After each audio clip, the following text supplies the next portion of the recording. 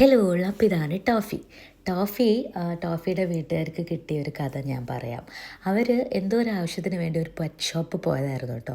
അവിടെ വെച്ചിട്ടായിരുന്നു ടോഫിയെ കണ്ടിട്ടുണ്ടായിരുന്നത്. പിന്നെ അവർ തിരിച്ച് അവരുടെ കാര്യം കഴിഞ്ഞ് വീട്ടിൽ വന്നതിന് ശേഷം അവരുടെ മനസ്സൊന്നും പോകുന്നില്ല. പിന്നെ അവർക്ക് ടോഫിനെ എടുത്താൽ മതിയായിരുന്നു എന്നൊക്കെ തോന്നി. പിന്നെയും തിരിച്ച് പോയി അവർ ടോഫിയെ എടുക്കുമായിരുന്നു കേട്ടോ.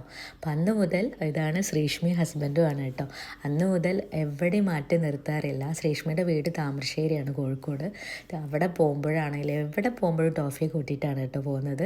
അങ്ങനെ ടോഫിക്ക് നല്ലൊരു ലൈഫ് കിട്ടിയില്ലേ. കാരണം നല്ലൊരു സ്ഥലത്താണ് ടോഫി എത്തിയത്. നന്നായിട്ടാണ് അവർ നോക്കുന്നത് രണ്ടുപേരും. അങ്ങനെ ടോഫി ആദ്യമായിട്ട് 3 മാസമായപ്പോഴാണ് നമ്മുടെ ബോർഡിങ്ങിലോട്ട് വന്നിട്ടുള്ളത്.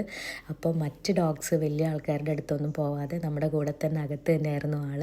നല്ല സന്തോഷമായി സമാധാനമായിട്ട് യാത്രയൊക്കെ ചെയ്യാൻ പറ്റിയെന്നൊക്കെ പറഞ്ഞു. അങ്ങനെ സേഫായിട്ട് ആൾ തിരിച്ചേൽപ്പിച്ചിട്ടുണ്ട് കേട്ടോ.